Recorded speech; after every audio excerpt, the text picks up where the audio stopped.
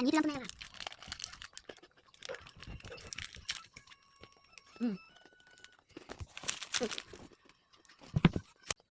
Kung siguro, mag-isip siya. Diba si boss, ah?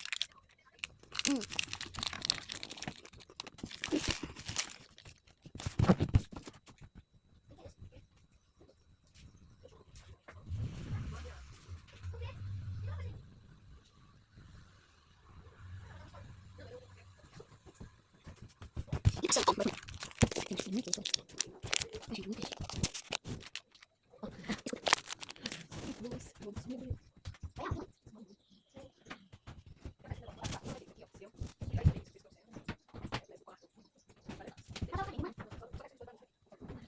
Ciao.